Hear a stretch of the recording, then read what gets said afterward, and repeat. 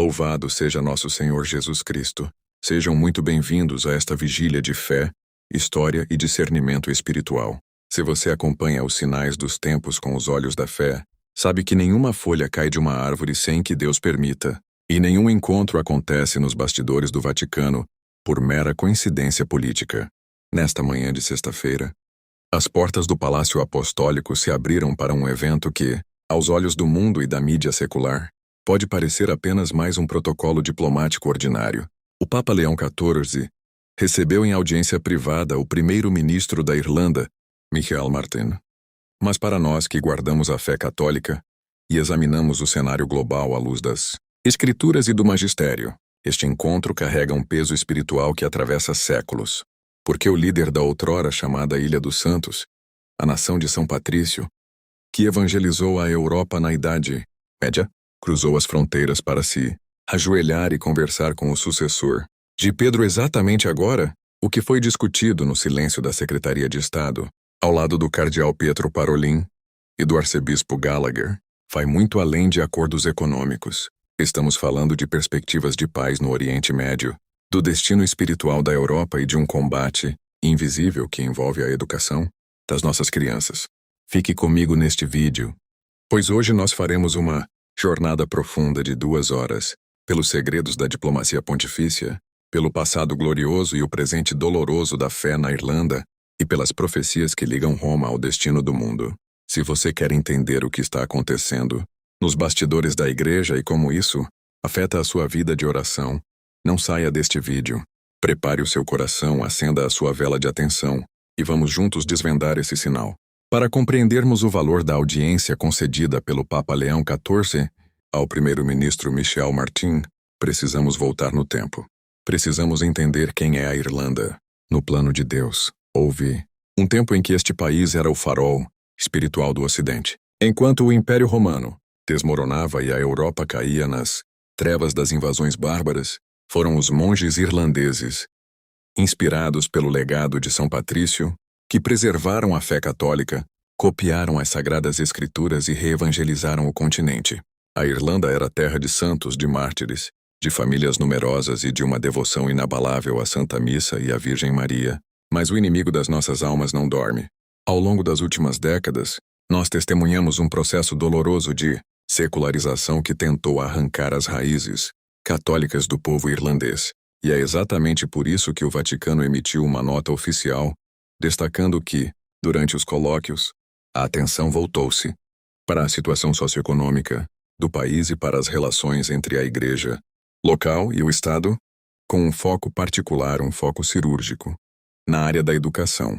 Meus irmãos e minhas irmãs católicas, quando a Igreja foca na educação em um diálogo com o chefe de Estado de uma nação, ela está defendendo a alma das próximas gerações. O Papa Leão XIV sabe que o maior campo de batalha espiritual de hoje não é feito de tanques e mísseis, mas sim das salas de aula onde tentam ensinar o relativismo moral para os nossos filhos. Nesta primeira hora da nossa reflexão, nós vamos analisar como a Irlanda se tornou o termômetro espiritual do Ocidente e o que o Papa está fazendo para resgatar a identidade cristã das nações que esqueceram o primeiro amor.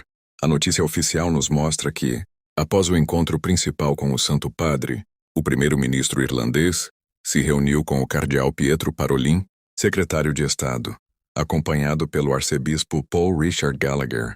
Para quem não conhece a estrutura da Igreja, a Secretaria de Estado é o coração político e diplomático do Vaticano. E o que foi tratado ali? O comunicado é claro. As perspectivas de paz na Europa e no Oriente Médio e a urgente questão do multilateralismo. Por que o Papa e seus diplomatas gastam horas conversando com líderes políticos sobre o Oriente Médio? Porque a Igreja Católica é a guardiã da paz de Cristo na Terra. Enquanto as grandes potências mundiais se armam, enquanto os discursos de ódio se espalham pela internet e os gastos militares batem recordes históricos, a Santa Sé se levanta como a única voz moral global que clama pelo diálogo. Imagine a cena. De um lado, um governante europeu que assumiu o poder em um momento de extrema transição geopolítica. Do outro, a diplomacia mais antiga do planeta, que sobreviveu à queda de impérios, a 2 guerras mundiais e a perseguições implacáveis. O Vaticano não pensa em eleições que duram 4 anos. O Vaticano pensa na eternidade e no bem comum da humanidade. Vamos analisar agora, detalhadamente, a situação do Oriente Médio à luz do magistério da Igreja e as profecias dos santos sobre o papel de Roma na mediação da paz mundial antes do triunfo do Imaculado Coração. Aprofundando nossa análise, o encontro desta sexta-feira tocou em um ponto que deve fazer cada pai e mãe católicos refletirem: as relações entre a Igreja local e o Estado na Irlanda. Nós sabemos que, historicamente, a educação na Irlanda esteve sob os cuidados das ordens religiosas. Foram as freiras e os padres que alfabetizaram, educaram e formaram os maiores caráteres daquela nação. Mas hoje, o Estado tenta empurrar a Igreja para fora do espaço público. Quando o Papa Leão XIV coloca a educação na mesa de negociações, ele está enviando um recado para todos os governantes do mundo, inclusive para os do Brasil. O Estado não é dono das consciências das crianças. A liberdade educacional e o direito dos pais de educarem seus filhos na fé cristã são inegociáveis.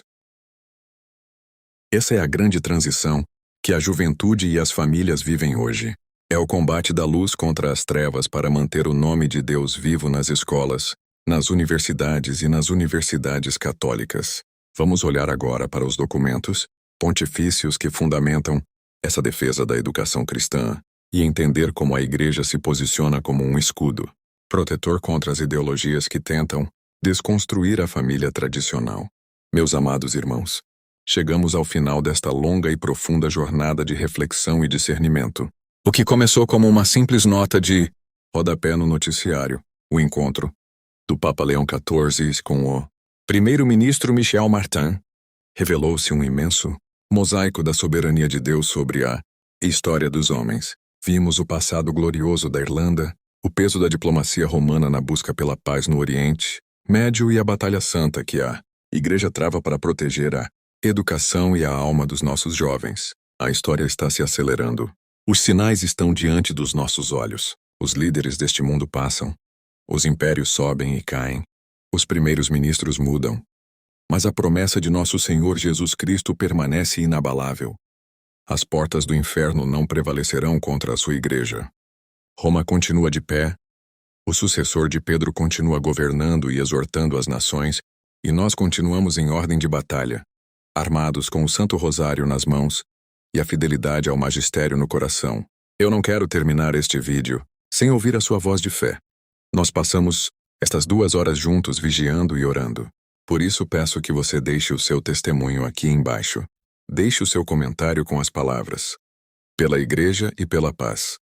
Mostre que você é um católico atento, que não se deixa enganar pela grande mídia e que reza pelo Santo Padre e pela conversão das nações. Se este conteúdo alimentou a sua alma e te deu um norte espiritual neste dia, clique no botão de gostei e inscreva-se no canal para fazer parte da nossa comunidade de fé e compartilhe este vídeo com o maior número possível de católicos. Que a bênção de Deus Todo-Poderoso, Pai, Filho e Espírito Santo, desça sobre você, sobre a sua família, e guarde a nossa Santa Igreja Católica Apostólica Romana. Permanecemos unidos em oração. Até o nosso próximo encontro. Louvado seja nosso Senhor Jesus Cristo. Para sempre seja louvado.